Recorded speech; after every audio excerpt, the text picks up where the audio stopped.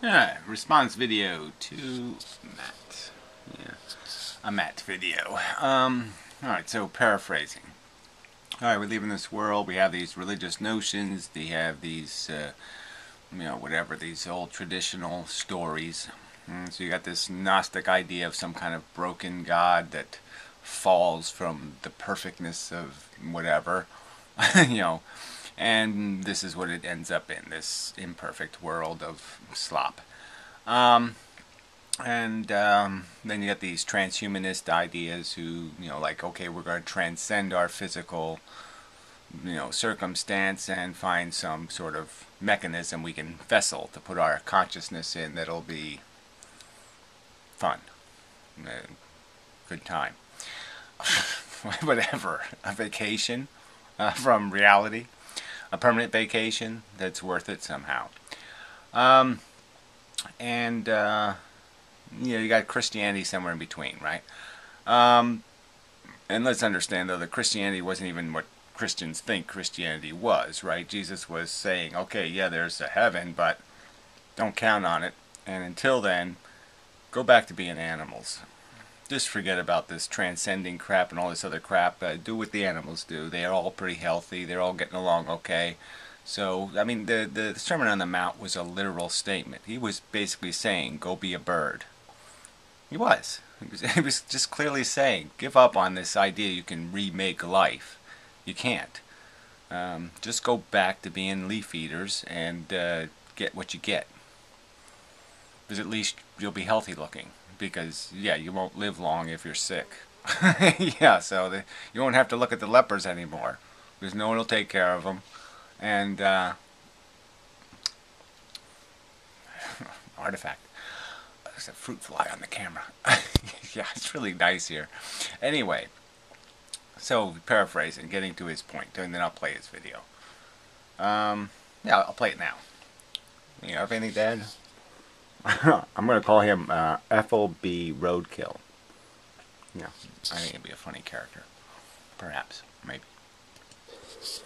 uh, as itself already divine. But not just to see the world as divine, but to act in the world as if, you yourself were divine. Cool, I can see myself in the reflection. Yeah, this whatever divine. So these people still cling to this idea that you can have whatever, the Garden of Eden or the perfect commune or the whatever. You can somehow human beings live for something other than acquisition, something to jizz on, fulfillment of fetishes and desires and ambitions, and that there's something else that's a motivational mechanism. Like somehow we go to some perfect place where we just love to polish the golden walkways or something. That's our new fetish, our new passion, and that's being a higher order being or something. Unfortunately, no. This is the sad truth. Evolution's not a great story, and that's what created us. And these people just keep wanting to say there's a happily ever after page somewhere. We just have to flip the book enough pages, and we'll find the happily ever after page. And no, just no, can't be done.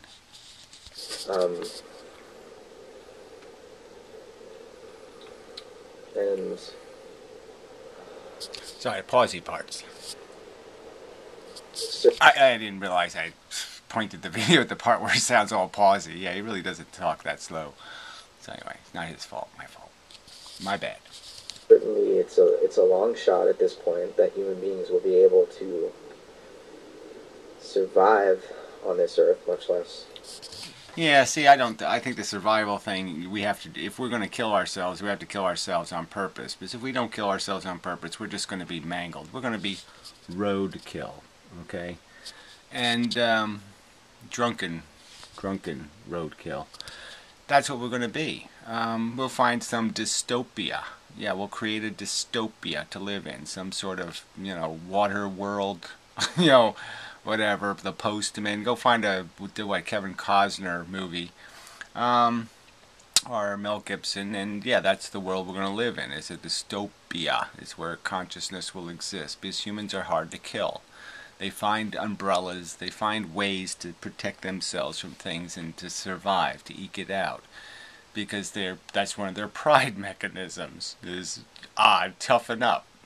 You know, hurt much, bitch. You know, we'll ridicule anybody in pain and suffering, and we'll just sit there and stomp on their skulls, because that's what humans inside the human being is really just a cockroach with tentacles and antennas and all that shit. Slobbering, barfing, disgusting cockroach. That's what human beings are. It's right inside there. Just unzip your skin someday and look in there, and you'll see the cockroach. Attain salvation or some sort of a spiritual enlightenment. Well, yeah, what would that look like anyway? This people keep promising this spiritual enlightenment, the heaven, the whatever. For the Muslims, it's okay, you get 70 virgins so you can have a good time eating grapes and fornicating. All right, I can understand that. Okay, maybe that's just basically saying you can just jizz on the world forever because somebody also manufactured the world for you because it's a fake heaven, right? It's like the Garden of Eden. Somebody has to make it. Somebody has to generate it. In reality, there is no Garden of Eden. There is no place where it doesn't rain, where you don't need a house, where you don't have to worry about the snow, where you can get all the things you want, and there's no threats of microbes invading you or any of this other stuff. This doesn't exist on this planet. And so on this planet, the only people that can do that are the privileged tiny percentage of humans, where most of the humans have to do the worker ant thing. And they can't just wait for dinner to show up. They can't live the queen's life. An enlightened culture. It's a long shot. Yeah, enlightened culture. And again, what are you saying enlightenment is? Enlightenment is looking out there to the cosmos, looking for the truth somewhere other than looking inside and saying, oh, it's a cockroach. Why are we going to all this effort to create an environment for a cockroach? We're creating cockroach farms, like ant farms. Why are we doing that? To entertain who? Again, the projected God. Let's make this one hell of an ant colony, for a good old God, so he has something to watch. His little ants fall down, go boom, and the other ants cry, and it's all very tragic. And then you can pour flood water on them and do something else and do fire and burn them up a little bit to entertain the God. Why should we do this? Why should we be perpetually enslaved to playing in this farm, this stinking, lousy ant farm that we're playing in? Don't talk to me about your promises of cosmological knowledge. Give me some idea of what this Twinkie looks like. I mean, how is the cream inside this Twinkie so special? And how is it something other than, we know where it came from. We know what it's made out of. Pus and cum. At this point, but I don't think we have any other chance ultimately because, it's not like this. Any other chance ultimately? Then what? Again, so he's just doing this. So this 2,000-year-old plan of Jesus is go back to nature, go live like a dumb animal. Is a plan. No, it was a plan that didn't work 2,000 years ago. People modified it back then because they said, I don't want to do that. I don't want to get eaten by lions. I don't want to watch most of my kids die. I don't want to get leprosy and be treated like a leper. Or killed instantly. Incarnation that Christianity describes is simply a cause for great celebration. It's also, it puts a lot of responsibility on human shoulders. Yeah, that's how I don't really get that part. Obviously, humans taking no responsibility. The taking responsibility is doing the Darwin thing, recognizing your origins, and accepting responsibility for what it all means. Is that you're just a whacked-out psychology full of ambition and fetish nonsense.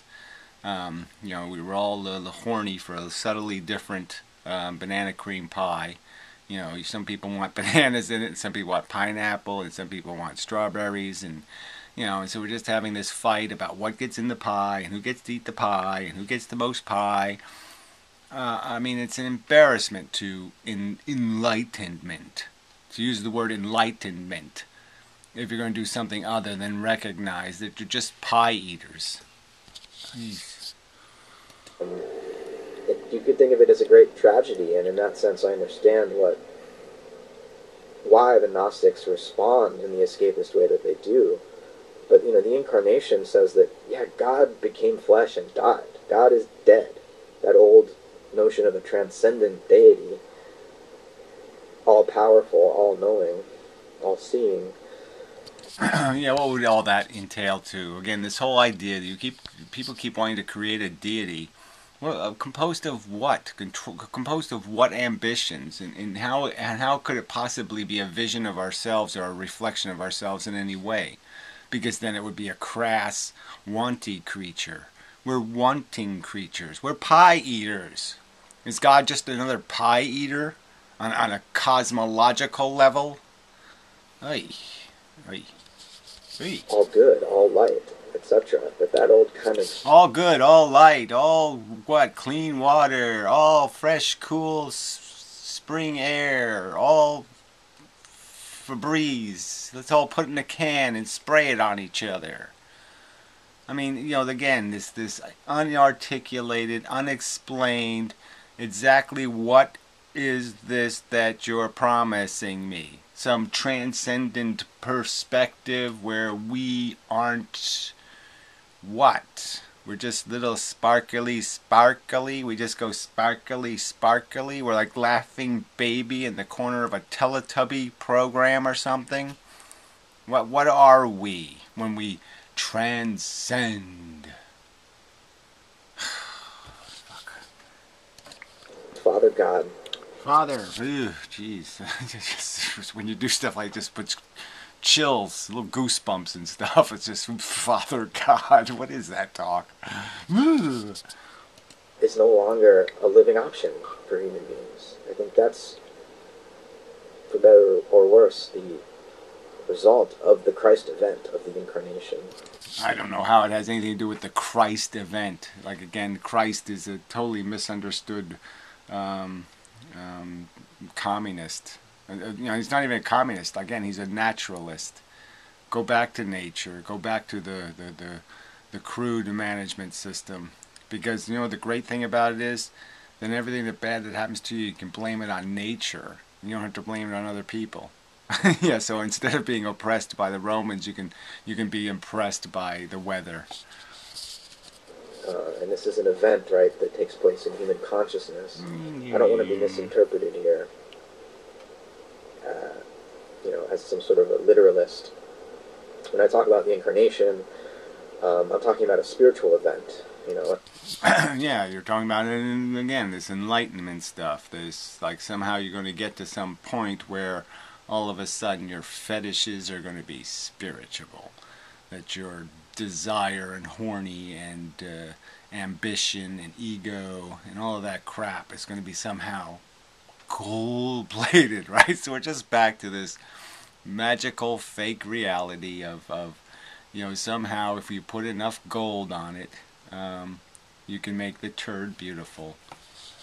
A good sort of entry into this way of thinking about religion would be through Carl Jung in his book Answer to Job, where he talks about the difference between psychological reality and the so-called physical reality studied by the natural sciences. Though of course, if we're going to talk about science, I think we have well, whatever. I think we ought to talk about the difference between logic and psychology, because those two things don't have anything to do with each other. To frame this physical world in an appropriate way, and I'm not a dualist here, obviously. That's the whole point of the incarnation, that the spiritual, the psychological, and the physical all coexist, they indwell. Yeah, whatever. So again, more ambiguous mishmash. The spiritual and the physical indwell, and the psychological and the intellectual. No. These are all distinct elements of expression, neurological expressions. And we can understand the neurological expressions that figure out 2 plus 2 equals 4. We can figure out that kind of neurological expression is different than me horny. One another, with one another, sort of like the Trinity. So it's not just that, that old Father Sky God image of the transcendent creator deity. It's no longer real. It's real enough. It's just that it's not psychologically effective in the world in the same way that it used to be. Yeah, well, you mean it's people aren't as dumb as they used to be. They've actually gotten some education and they can read books for themselves, but also Darwin happened and Freud happened and Einstein happened and a lot of things happened in the last 150 years that made thinking that wacky crap totally impossible and still retaining any kind of sensible neurological function. You can't be a sensible human if you are living in Three Pig Land. I don't know where they never give you the town the three pigs lived in, but you can't live there anymore unless you're an idiot. Okay, because you know better. There is no Three Pig Land. There is no Goldilocks land, there is no Red Riding Hood land, and there is no reality to all this biblical mumbo-jumbo. God has evolved along with human beings in the course of history. No, you mean religion has evolved, so let's not say God has, because there is no God. The silly notions of desperate hope that people cling to. The delusion, how they write the happily ever after lie. And that's what it is. The happily ever after lie has had to change because evidence made it change. But that's all. The evidence forces a change. And now all it's doing is reverting again back to Jeebus, who's saying, no, men suck. They create horrible circumstances if you give them power. So let's go back to living ant life. Let's go back to a bug's world. And I think where the human species is faced, as it was in the past many times, was a decision. But now it's not just a spiritual decision; it's an ecological decision. Well, whatever.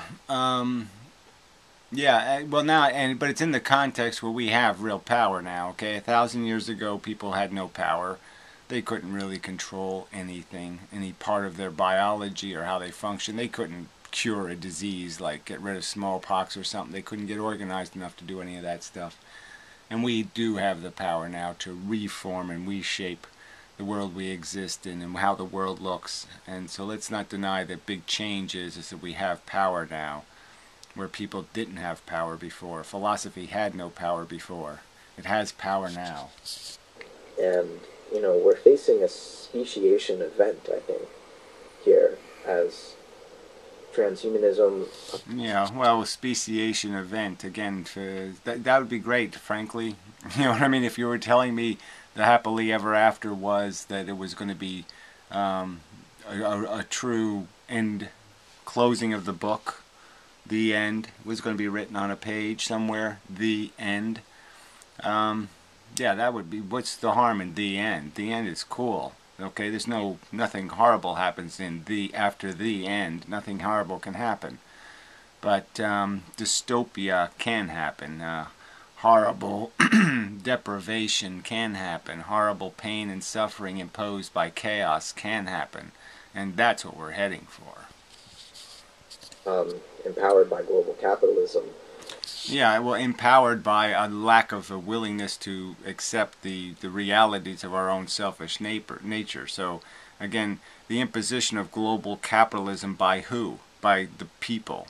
By the people who buy it. Okay, by the people who want to live it. The people chasing it. The people who buy lottery tickets, who want to be a billionaire. Okay, they actually would want to be one. Not, they wouldn't recognize it as, oh shit, I'm going to have this huge... If you make me a billionaire tomorrow, I'm not going to have a great time, in the sense that now I have a huge responsibility. Because now I have the capital. I can control who lives and dies. I can control what gets invested in. What the future will look like is in my fucking hands. It's a huge responsibility where they're just thinking, me selfish fuck, me be buying houses, me be buying Lamborghinis, me be buying stuff to jizz on. That's all they be thinking, because they suck. So again, don't imply that capitalism is something imposed on mankind. It's something mankind has voted for. They voted for the lottery. They voted to be drunken, debaucherous pigs. Okay, that's been the humans' majority choice. So let's be clear. Is taking human beings and wonder. I mean, that's what a human being is. That's the cockroach, okay, showing itself. The cockroach shows itself in the lack of passion the human race has to be qualified to even express its opinions. They're all a bunch of dumb, ignorant asses, and you goddamn know it.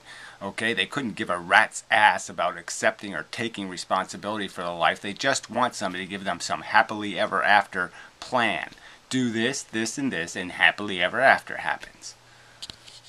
Direction and this sort of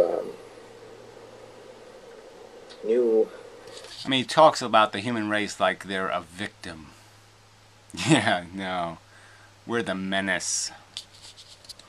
Planetary Gaian religion, sort of these ecological, I would say, incarnational religions are also incarnational, yeah, Gaian, right? So again, it's just back to the Jesus thing. Go back to being to looking good because of you kill anything that's flawed.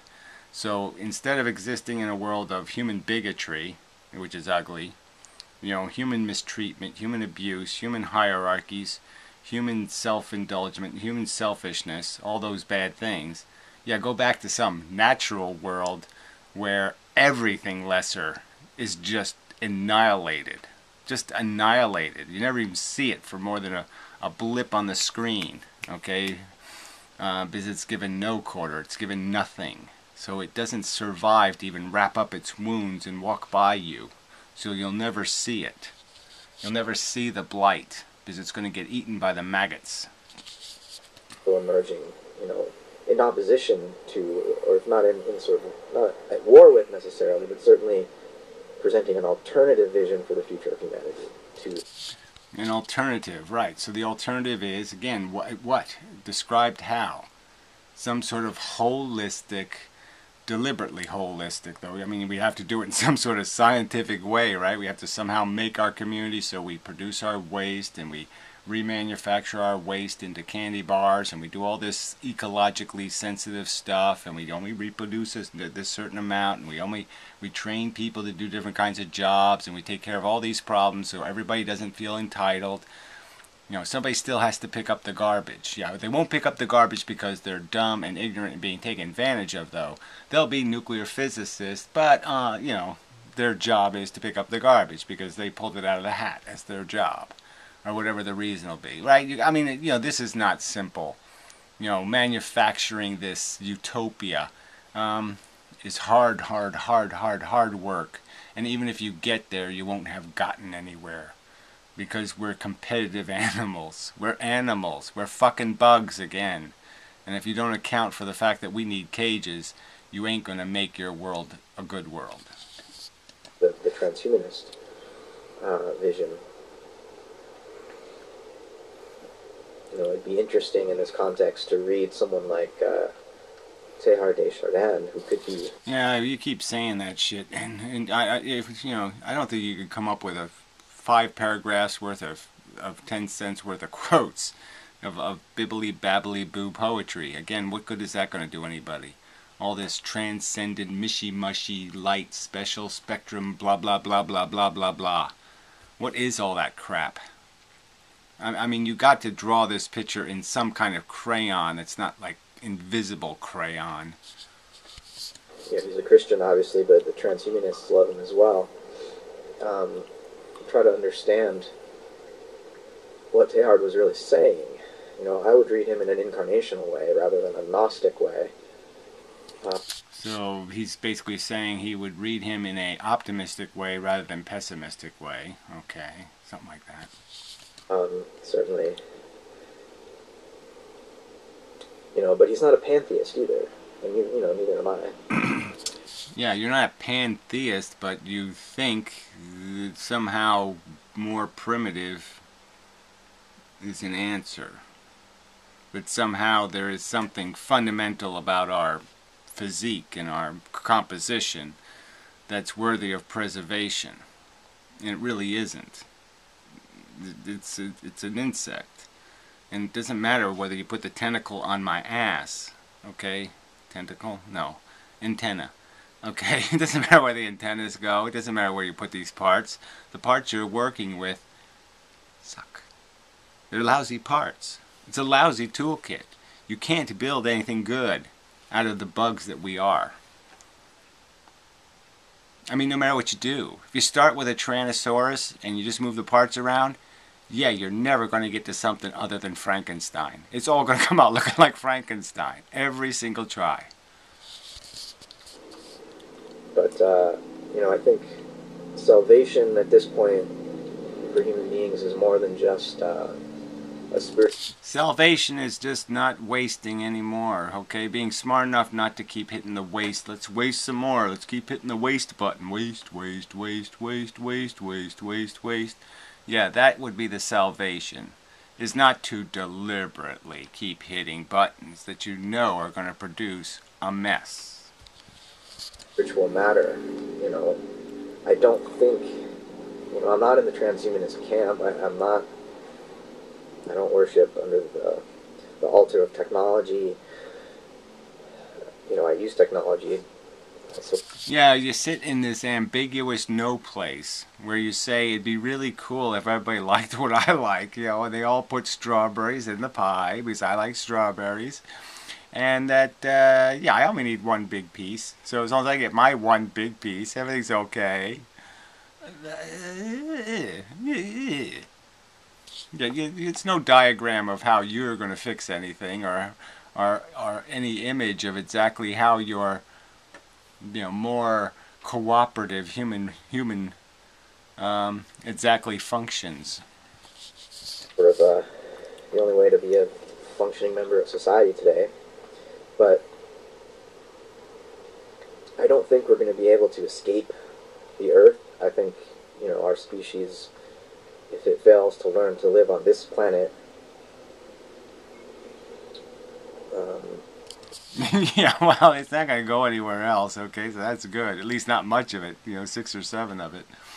And they'll sue each other and divorce space or whatever, they'll end up broken and, drunken wrecks soon enough. So yeah, there's nothing else.